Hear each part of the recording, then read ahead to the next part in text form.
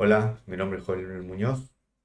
En este video vamos a desarrollar la etapa uno del trabajo práctico integrador de la materia base de datos uno, en el cual teníamos que definir el modelo relacional con SQL, en el cual pudiéramos definir para cada entidad su clave primaria, su clave foránea, qué campos iban a ser únicos y algunas restricciones para mantener una consistencia en los datos que vamos a guardar, dándonos como resultado un diagrama de entidad-relación como el que tenemos acá, en el cual tenemos, por un lado, una tabla empleado, que va a tener un campo nombre de tipo varchar, apellido de tipo varchar, email de tipo varchar, fecha de ingreso de tipo date, área tipo varchar, un número de legajo que es de tipo varchar y un eliminado que básicamente es un booleano que nos dice si este empleado fue eliminado o no. Y tenemos que la clave primaria de, de esta entidad es el DNI, ya que es un dato que tiene que ser único para cada persona. Y tenemos tenemos una clave foránea, que es el número de legajo, que hace referencia al número de legajo en la tabla legajos, y en la cual también tenemos una categoría, tenemos un estado, que es de tipo num, que puede tener dos valores, activo e inactivo, una fecha de alta y observaciones. Hola, mi nombre es Andrés Rodríguez, estudiante de la Tecnicatura en Programación de la UTN, y ahora voy a pasar a explicar la etapa 2 del proyecto integrador de la materia base de datos 1. En esta segunda etapa del trabajo integrador, el objetivo fue desarrollar un mecanismo de carga masiva de datos en la base de datos gestión a empleados. Para esto se utilizaron procedimientos almacenados y tablas temporales, que permiten generar registros aleatorios y cargarlos de forma eficiente sin bloquear el sistema. Además, se incluyó una medición de rendimiento para comparar la ejecución de consultas con y sin índices. El script comienza asegurando una ejecución limpia. Primero indicamos la base de datos con use gestión empleados y luego eliminamos posibles versiones anteriores de tablas temporales y procedimientos con los comandos drop temporary table if exist y drop procedure if exist. De esta manera evitamos errores de duplicados al volver a ejecutar el script. A continuación se crean tres tablas temporales, una para nombres masculinos, otra para nombres femeninos y la tercera para apellidos. Estas tablas almacenan listas predefinidas de nombres y apellidos. Luego, a través de funciones aleatorias, se les seleccionarán combinaciones diferentes para formar los nombres de los empleados. Las tablas se crean con Create Temporary Table, lo que significa que solo existen mientras dura la sesión actual. Esto es útil porque no afecta a la estructura principal de la base de datos. Ejemplo, si abrimos la tabla temp nombres masculinos, veremos nombres como Andrés, Carlos, Fernando, Miguel, entre otros. De la misma manera, la tabla de apellidos contiene apellidos comunes como Pérez, Rodríguez, Fernández. El primer procedimiento almacenado que definimos se llama llenar legajos. Su función es poblar la tabla legajos con categorías, estados y fechas aleatorias. Este procedimiento recibe dos parámetros: cantidad, la cantidad de registros que queremos insertar, y offset num, un número de desplazamiento que nos permite crear los registros por lotes sin repetir datos. Se utilizan varias funciones de MySQL para lograr la aleatorización. Rand genera un número decimal aleatorio entre 0 y 1. Floor redondea ese número al entero inferior. Con if definimos la categoría del legajo. Si el número es mayor o igual a 9, será gerencial. Si está entre 6 y 8, será técnico. Y si es menor o igual a 5, será administrativo. De esta forma se obtiene una distribución más realista de categorías.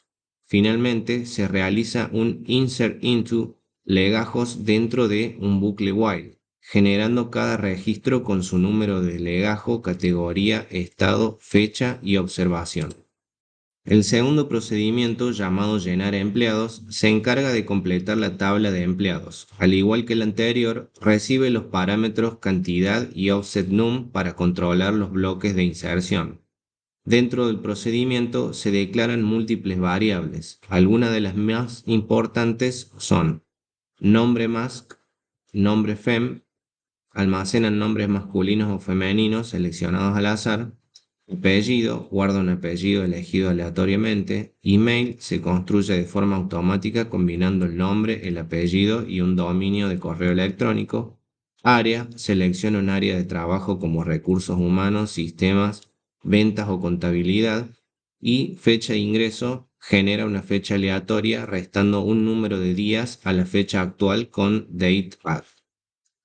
Para formar los nombres se usan las funciones order by rand y group concat, que permiten unir dos nombres separados por un espacio, por ejemplo, Juan Carlos o Ana María. Luego, con la función elt y un número aleatorio generado con rand, el procedimiento decide si usar un nombre masculino o femenino.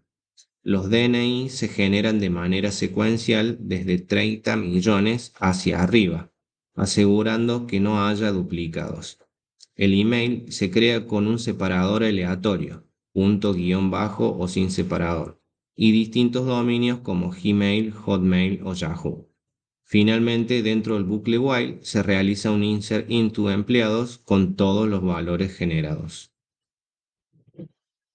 Para evitar bloqueos en la base de datos y mejorar la performance, se implementó el procedimiento generar datos en lotes. Este procedimiento permite generar los registros en pequeños bloques o lotes. ¿Cómo funciona? Recibe dos parámetros, cantidad total, el número total de registros a insertar, y tamaño lote, la cantidad de registros por bloque.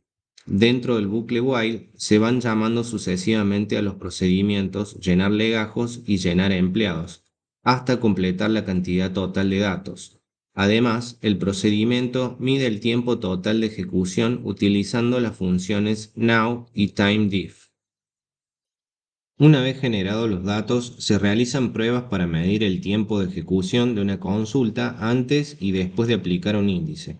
Primero se ejecuta una búsqueda simple con select from empleados where área igual a sistemas y se activa el perfilado de MySQL con set profiling igual a 1. El resultado muestra que sin índice la consulta demora aproximadamente 0,0059 segundos. Luego se crea un índice sobre la columna área con create index on empleados área. Después de agregar el índice, se vuelve a ejecutar la misma consulta y el tiempo se reduce a 0,0021 segundos.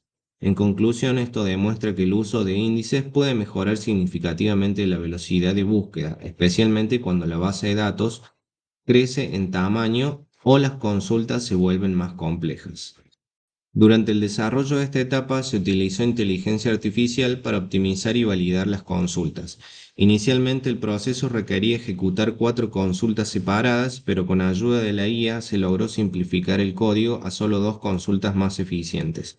Además, la IA colaboró en la mejora del manejo de lotes y en la prevención de errores de duplicado durante las inserciones. En conclusión, esta etapa demostró cómo automatizar la carga masiva de datos, aplicar aleatorización y medir el impacto de los índices sobre el rendimiento. Gracias a la estructura modular de los procedimientos y la ejecución por lotes, el sistema puede generar grandes volúmenes de datos de forma segura y eficiente. Además, la comparación entre consultas con y sin índices permitió comprobar empíricamente la optimización que ofrecen estas estructuras en base de datos reales. Hola, mi nombre es Ignacio Nicolás Rodríguez Villordo y voy a explicar la etapa 3 de las consultas. Primero, ejecutaremos useGestionEmpleados que nos servirá para utilizar la base de datos creada. Luego, crearemos 5 índices, además del que ya teníamos. En la tabla de legajos lo ubicaremos en categoría, número de legajo y en estado. Luego, en la tabla de empleados lo haremos en número de legajo y en fecha de ingreso. Para la primera consulta buscaremos los empleados con categoría gerencial. Para esto seleccionaremos el número de legajo, concatenaremos nombre y apellido y lo guardaremos en la columna de nombre completo el email para comunicarnos y el área. Estas consultas se realizarán en ambas tablas. Ahora realizaremos 5 ejecuciones sin índice con esta condición de ignore index.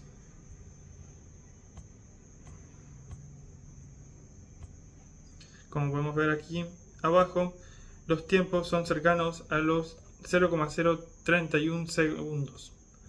Ahora comentaremos la parte de ignore index y volveremos a ejecutar las 5 ejecuciones. Y aquí, como vemos, el tiempo ha bajado mucho, pasando a 0,015 o 0,016 y solo en 2 de las ejecuciones teniendo 0,031. La segunda consulta será para ver la cantidad de empleados que fueron contratados por licencia entre los meses de diciembre y febrero y que en febrero dejaron de trabajar. Para esto seleccionaremos un count en número de legajo de la tabla empleados y lo almacenaremos en cantidad de licencias. Y luego extraeremos el mes de fecha de ingreso y lo almacenaremos en mes. Esta consulta la realizaremos de las dos tablas con un join. Y usaremos una cláusula where en estado que esté inactiva. Empezaremos con las 5 ejecuciones sin índice.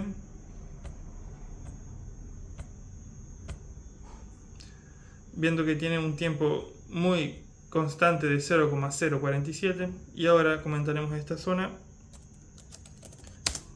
y ejecutaremos con índice.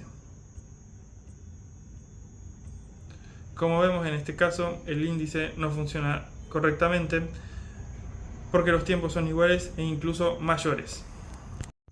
Para la tercera consulta veremos los empleados que trabajan en recursos humanos.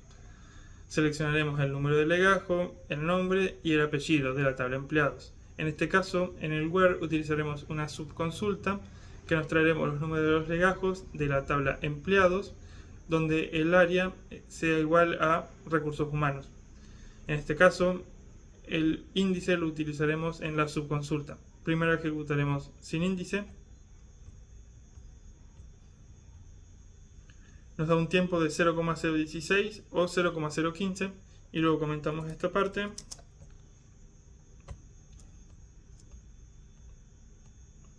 Y vemos que los tiempos que nos dan son exactamente iguales a las ejecuciones sin índice. Para la cuarta consulta veremos los empleados ingresados entre marzo y abril del 2020, es decir, durante la primera etapa de la cuarentena. Para esto seleccionaremos el número de legajo, concatenaremos el nombre y el apellido, el nombre completo, el email, la fecha de ingreso, el área y la categoría. Esto lo haremos, al igual que venimos haciendo anteriormente, de ambas tablas. Pero en este caso utilizaremos una cláusula where con fecha de ingreso entre el 20 de marzo del 2020 y el 26 de abril del 2020. Realizamos 5 consultas sin el índice.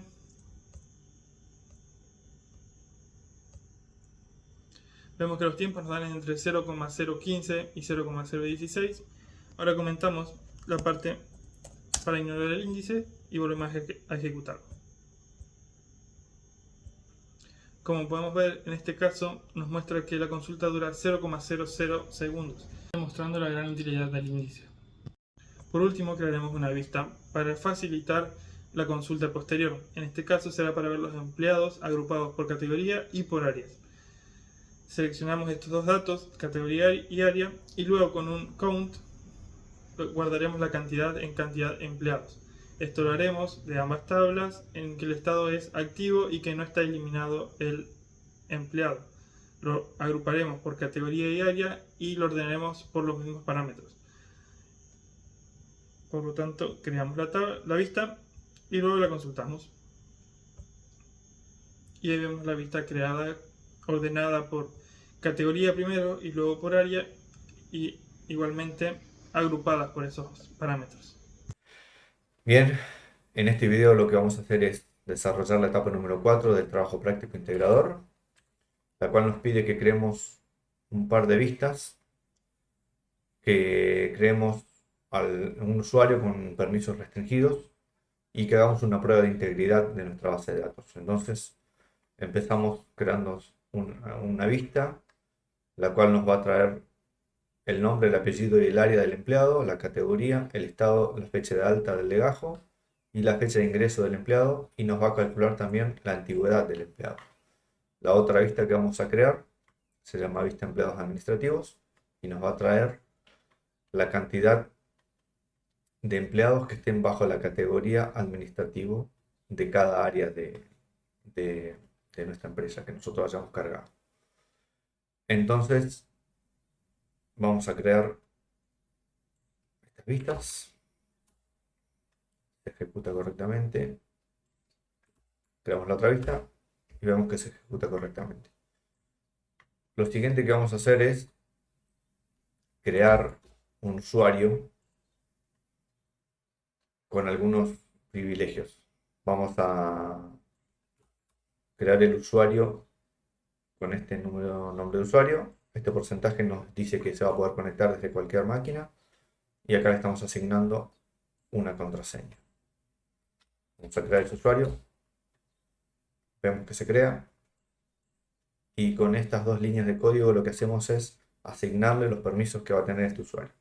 Vamos a decirle que tiene permisos para realizar consultas select en la base de datos gestión empleados y en la vista empleados pública y en la vista empleados administrativos. Y acá le estamos asignando al usuario restringido para cualquier máquina. Vamos a asignar esos dos permisos. Asignamos el otro. Vemos. Mostramos por consola los permisos que tiene este usuario. Y como para asegurarnos de lo que hicimos, vamos a hacer un plus privilege. Ahora lo que voy a hacer yo es conectarme a la base de datos con este usuario que acabo de crear. Yo acá tengo la sesión del usuario root, el cual me permitió crear el usuario, pero en esta otra sesión que tengo acá, una sesión del cual yo me voy a poder loguear con este usuario, bueno, y con la contraseña que nos muestra. Vamos a probar la conexión. Vemos que este usuario puede acceder a la base de datos con estas credenciales y lo que vamos a hacer es crear una consola basada en esa sesión de usuario. Y lo que vamos a hacer es ejecutar todo este código bajo esta sesión. Vamos a empezar diciendo que vamos a usar la base de datos gestión empleados. Vamos a ver de vuelta los permisos que tiene ese usuario. Y vamos a ejecutar las dos acciones que nosotros le permitimos, que es hacer un select desde la vista de empleados pública. Vemos que se corre sin problemas. Vista de empleados administrativos también se ejecuta sin problemas. Y ahora vamos a ejecutar un select desde la tabla empleado directamente. Vamos a ver que no nos va a dejar porque está denegada esa operación.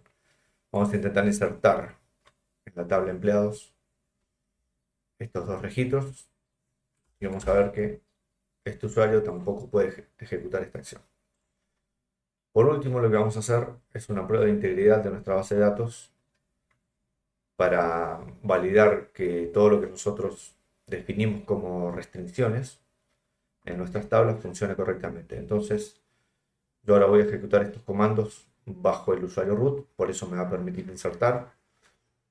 Y lo que voy a hacer es primero insertar este registro en la tabla de legajos y le voy a asignar este número de legajos. Cuando yo lo ejecute, se va a guardar correctamente, pero cuando yo intente insertar un registro con el mismo número de legajo, se va a romper esa regla del unique para el número de legajo y no me va a permitir hacer el registro, me va a decir que está duplicado. Lo que voy a hacer acá es intentar crear un empleado con un legajo que no existe. Entonces se va a romper la regla de la referencia de la clave foránea.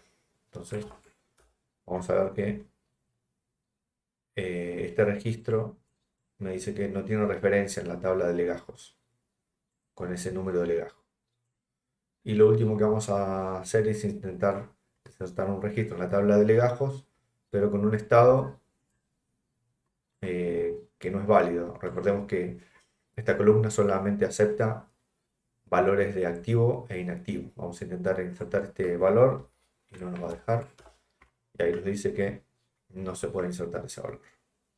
Con esto podemos comprobar que las restricciones que definimos en nuestra base de datos funcionan correctamente y que también el usuario que habíamos creado solamente pudo hacer las acciones que nosotros le permitimos al momento de crear. Hola, soy Francisco Gutiérrez, alumno de la Tecnicatura Universitaria en Programación del UTN. Bueno, en esta presentación voy a explicar la etapa 5, correspondiente al tema concurrencia y transacciones. Bueno, lo que es la primera parte, esta que ven acá, es la primera parte que simula lo que es un deadlock. Para englobar esto, lo que hice fue simular un deadlock o interbloqueo, creé una tabla llamada txdemo, que es esta que vemos por acá, y abrí dos sesiones distintas en mi SQL en Workbench. Sí, tienen que ser distintas con un commit ID diferente. En cada sesión, como ven, ejecuté lo que sería un select for update y después cada sesión intenté actualizar la fila que está bloqueada por la otra. Esto nos llevó a que en la sesión 2 hubo un error, que es el que vemos acá abajo, que dice error code 1213. Y eso, bueno, fue la evidencia que las dos transacciones quedaron esperando hasta que mi SQL resolvió el conflicto abortando una de ellas. Ahora nos vamos a la segunda parte, que son los procedimientos de manejo de transacciones y reintentos. Que es esto que vemos acá. Otra vez más hacemos dos sesiones. Acá lo voy a agrandar un poco para que lo puedan ver. Y bueno, ¿qué hacemos acá? Desarrollar lo que sería un procedimiento almacenado llamando SP_codice por legajo, que se lo van a ver en el archivo de mi SQL. Y lo que hace es que este procedimiento recibe un número de legajo y un área nueva. Y dentro de una transacción actualiza las tablas empleados y legajos. En el código agrega un handler que lo que hace es detectar el error 1213 por el deadlock.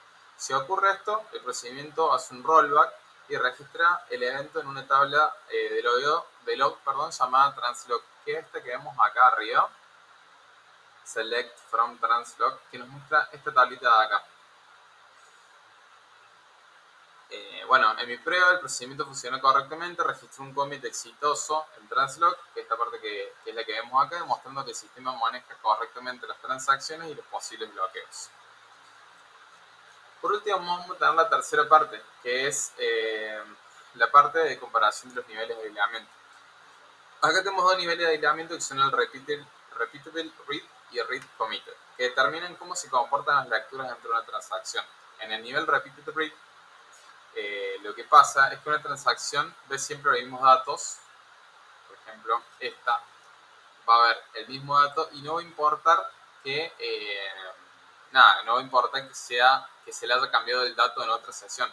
Por ejemplo, acá lo que hicimos nosotros fue cambiarle el dato en otra sesión y lo mismo va a seguir viendo el área de ventas, no va a ver al área de sistema, que es a lo que cambiamos. Bueno, y después, al repetir lo mismo en el read committed, la segunda lectura va a mostrar lo que sería el valor actualizado, que es esto que vemos acá, que es el área de lectura de sistemas 1. Porque el nivel permite lecturas no repetibles. De esta forma podemos comprobar la diferencia entre ambos niveles de aislamiento. Uno solamente va a leer lo que se ejecuta en el código sin importar lo que se haya gestionado en otra sesión, y el otro sí va a leer y sí le va a importar lo que gestionamos en otra sesión.